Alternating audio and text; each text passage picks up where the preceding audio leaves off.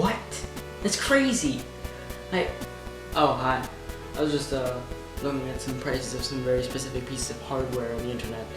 Specifically, PlayStation 4 and Marvel Spiderman. Which can go for, Willie, how much?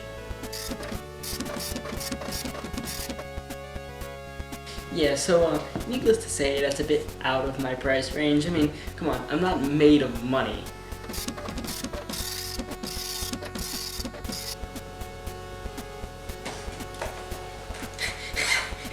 It's, yeah, so, yeah, I don't exactly have the funds. So if I can't get my hands on a PS4, then I guess I'll just have to go for the next best thing.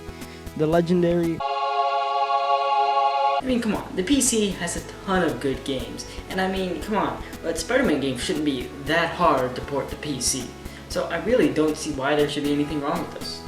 So why don't we kick things off with the classic? I mean, if the Pokemon games are an example, then the original will clearly be vastly superior to all the rest.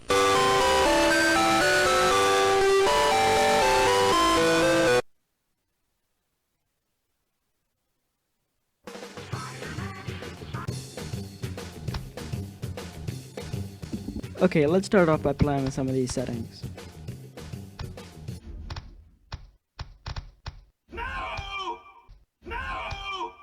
Yeah, would you mind telling me exactly what the actual fuck? Okay, then I guess let's just get right into the action.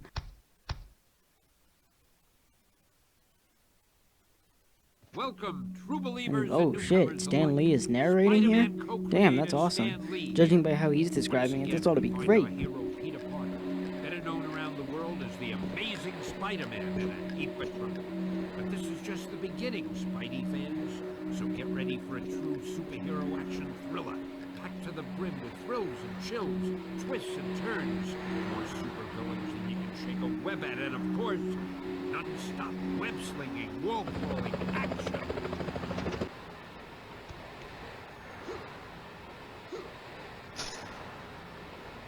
Oh, what are the controls again?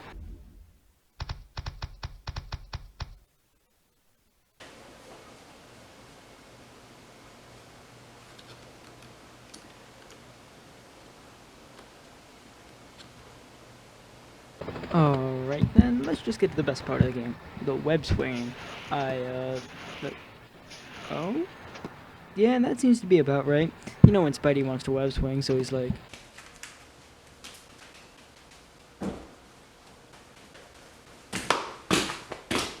So from here, we just follow the Spidey compass to the bank, getting beat up by a bunch of stereotypical thugs along the way. It's the Jade Syndicate. Then we beat the shit out of a group of heavily armed and dangerous criminals and walk right into the bank. Alright, I've infiltrated the bank. From here, I could either be stealthy or go ham beating the shit out of people.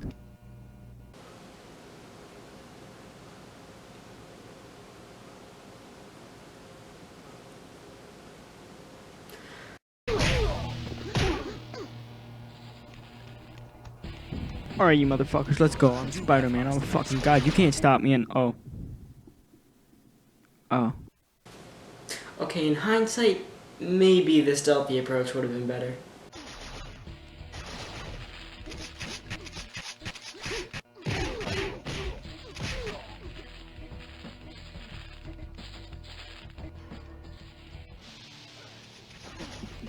Alright, there we go. I saved all the hostages. Now if I could just... Oh, fuck it! These hostages are just dropping like flies, you know? Alright, I'm just gonna say no to that. Why don't we try out the training mode? Maybe that has something fun to offer.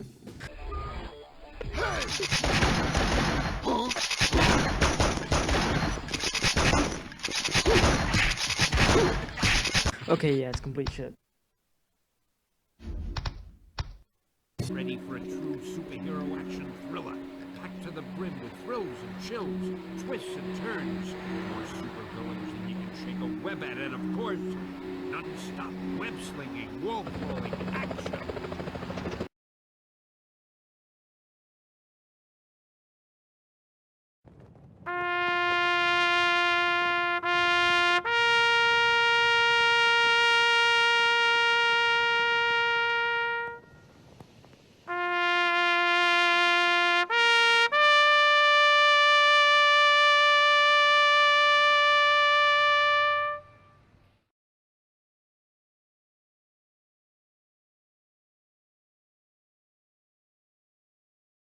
So, since the earliest one is horrible, maybe the newest one will prove to be better.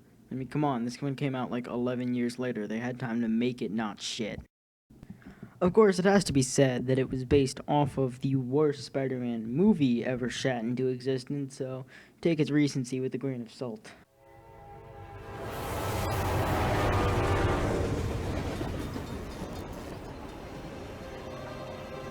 Right off the bat, we get into the epic, fast-paced action of walking down a New York City street at night. And may I say, this game has some of the best AI street tech I think I've ever seen.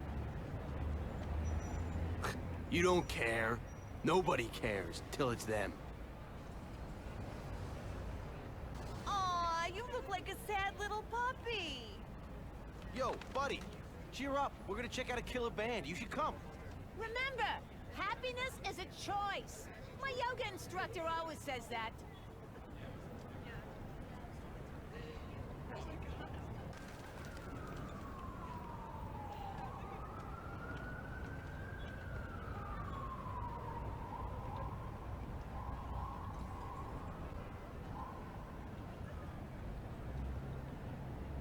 So after a while of listening to some riveting conversation, Right. You respect the law so much you were talking on the phone the whole time. You can't prove that. Yeah? Let me see your call history. I was on speakerphone. I finally decided to walk Andrew Garfield down the street so we can watch Uncle Ben's brutal death on the sidewalk.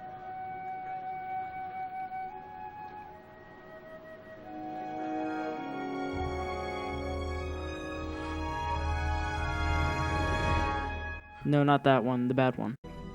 Uncle Ben, Uncle Ben. Call an ambulance! Someone call There an we go. ambulance! So then, after we watch Uncle Ben pass away, Call an ambulance! we're finally allowed to don the suit and swing around New York City as everyone's favorite friendly neighborhood webhead. And of course, by swinging around New York City, I mean you get walked through the game like you're 5 years old on your bike with training wheels being pushed along by your dad. Fun if you're 5 years old trying to learn to ride a bike. Not so fun if you're anyone else trying to play Spider-Man. Also, Spider-Man developers, listen up. I'm going to give you a really good tip here. One button swinging. All this forced combo nonsense just gives me a headache. So now the game sends you on a quest to find the man who killed your Uncle Ben. A man, mind you, with the most generic description possible. Vicinity of Tompkins Square Park. We have a robbery suspect fleeing on foot. Male, Caucasian, blonde hair, sunglasses. That fits the description of the guy who shot Uncle Ben. And after beating the shit out of a bunch of stereotypical uninspired thugs, you eventually get onto the scent of the guy you're looking for. And then, after taking some unusually unrealistic and story-convenient measures, you're finally led right to him. And then, after you get into a car fight with a hostage involved, he starts to get away, but then you track him into an alleyway where you find his dead body after some random dude killed him. How do you get that good? No, I'm serious. No, those writers are the real deal. I mean, never before in history has a story ever made me want to fucking kill myself as much as I do right now. I mean, really? All of that build-up and missions and he's just fucking dead? Well, at least at this point we can finally play the game how you're supposed to. You know, swinging around the city and ignoring the story completely. Alright, we still can't do that. Occasionally there'll be these cutscenes where you have to pick how to respond to a question or something, but it doesn't even matter what you pick, because after you've hit end conversation, the game just replays whatever questions you skipped. So why the fuck do you even have me choosing what questions to ask in the first place? And sometimes you'll be doing a mission that requires you to activate your spider sense, but in a lot of cases, instead of being helpful, it's just annoying as hell and makes it difficult to understand what's going on around you. I think there's much demand for barbecued spider. The hit detection is weird, the story is retarded, the characters are unlikable, the controls are all kinds of fucked up, and I just fucking want to play Spider-Man.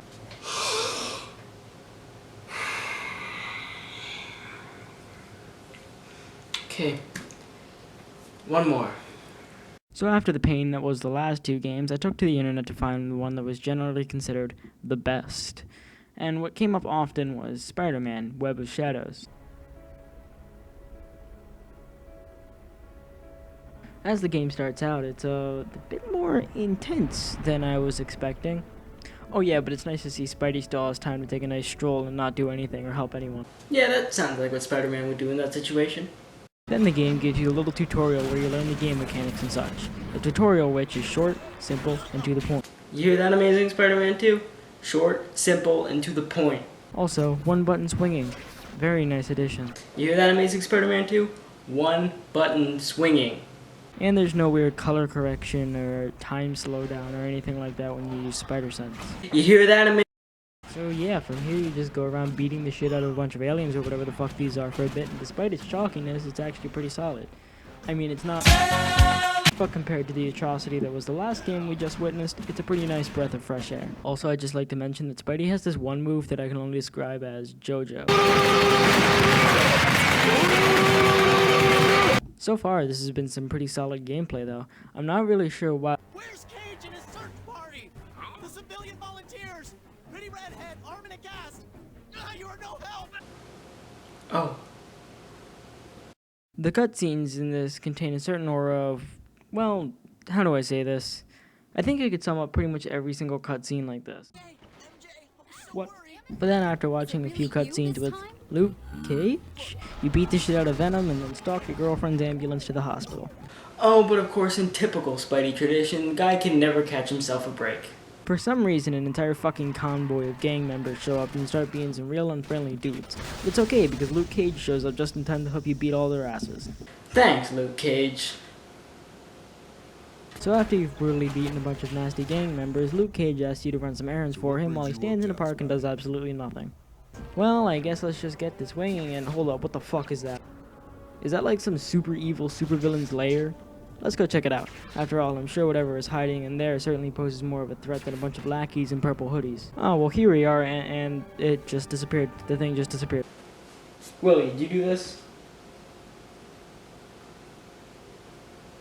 Alright, checks out. But I got my eye on you. Oh, well, here it is. Okay, so who exactly is it that owns this Fortress of Solitude right on the edge of New York?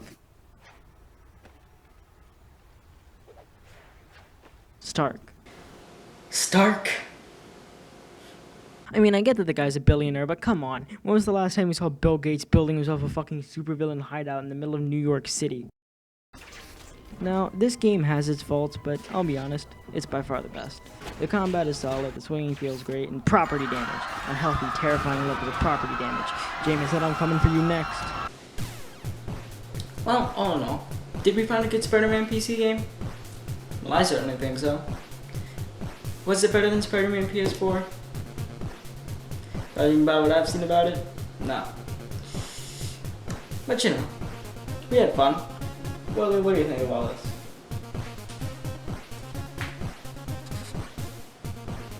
Wow, okay, no need to be rude.